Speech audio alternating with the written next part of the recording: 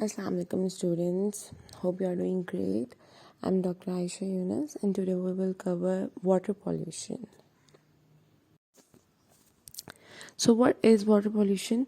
Water is typically referred to as polluted when it is impaired by anthropogenic contaminants, and anthropogenic contaminants are the contaminants that are caused by human activity.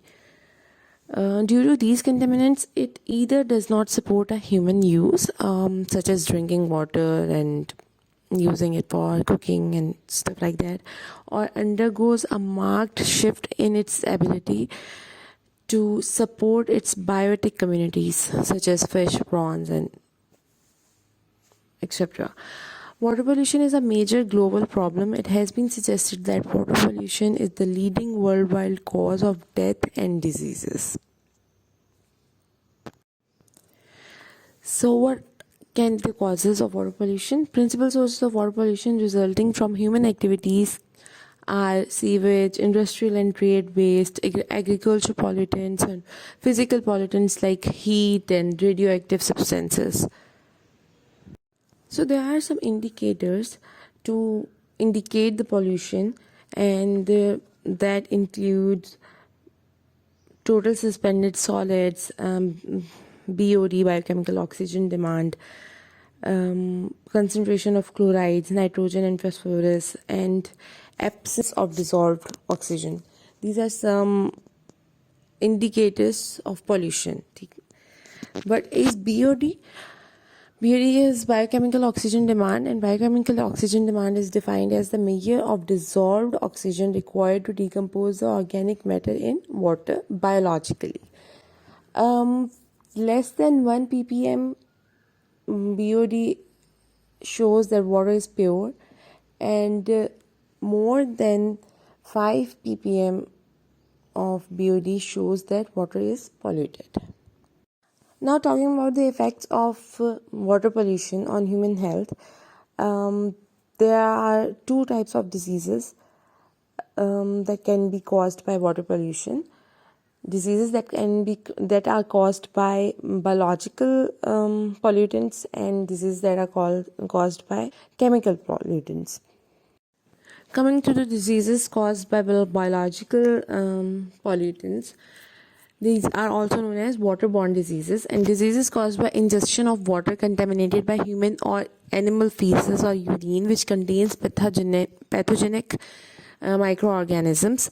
And pathogens are directly transmitted. The water is drunk or used in preparation of food. So now coming to the pathogens that cause waterborne diseases, we have several types of pathogens like bacterial, viral, protozoal, and helminthic.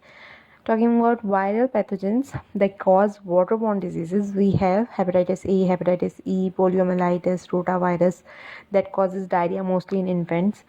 And in bacterial pathogens, we have typhoid, paratyphoid, bacillus dysentery, E. coli, cholera, leptospira. And in protozoal, we have amoebiasis, giardiasis. And in helminthic, we have hiatal disease, roundworm, threadworm.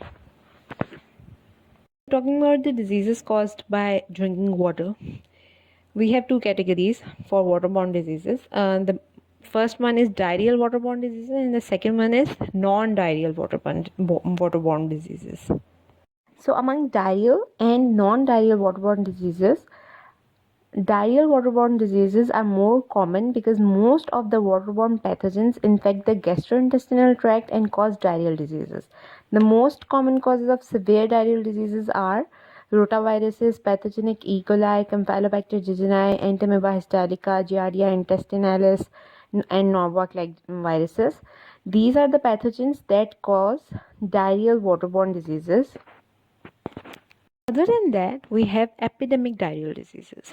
Two diarrheal pathogens, Shigella and Vibrio cholerae, are particularly infectious and can cause severe epidemics. Epidemic diarrhea, both shigellosis and cholera, can be triggered by natural disasters like floods or political upheavals that disturb the normal water supply. Say, you must have heard the threat of कि India पानी खोल देगा तो उसकी वजह से floods आ सकते हैं. तो any natural or political upheavals that disturb the normal water supply can trigger epidemic diarrhea. So coming on non-diarrheal waterborne diseases, while most waterborne diseases cause diarrhea, a few important ones also affects other parts of the body. Like typhoid fever. Typhoid fever is a bacterial infection that is caused by the ingestion of Salmonella typhi bacteria in food or water and affects almost 17 million people each year, causing some 600,000 deaths. Other than that, we have hepatitis. Hepatitis is a viral infection, primarily A and E. Hepatitis A and E are caused by ingestion of fecally contaminated drinking water. Hepatitis A causes about 1.5 million infections each year, and that are mostly in children. So the next important disease in non-diarrheal diseases is polio. Polio is a highly infectious viral disease that mainly affects children under 5 years of age. You must have heard we give polio drops to children that are under 5 years of age. Polio virus is primarily transmitted through fecal-oral routes, so safe water and sanitation interventions can really help reduce the risk. Lastly, talking about leptospirosis. Leptospirosis is a bacterial disease caused by ingestion or bodily contact with water contaminated with urine of infected or carrier animals, especially rodents. The disease is difficult to diagnose because it looks like any other febrile disease and is often overlooked, but it is really important. It can be really important, especially after flooding, because in flooding, contamination of water with the urine of infected or carrier animals is quite easy. Now, talking about the diseases caused by the chemical pollutants found in water. Chemical pollutants are mostly derived from industrial and agriculture waste and are reportedly increasing in public water supplies. These chemical pollutants may include detergent solvents, cyanides, heavy metals, minerals, organic acids, nitrogenous substances, bleaches, dyes, pigments, ammonia, toxic and biocidal organic compounds, etc. And these chemical pollutants may affect men's health directly as well as indirectly by accumulating in aquatic life like in fish or prawns that are used as human food. Chemical pollutants present in water can cause diseases and can cause harm to dental health by causing mottling of dental enamel. The high amounts of fluoride in water can cause mottling of dental enamel, and they can also cause cyanosis in infants.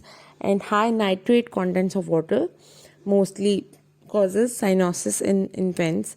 They can also affect cardiovascular health and can cause skin diseases. Thank you so much, students. That's all I want to talk about water pollution and its effects on men's health.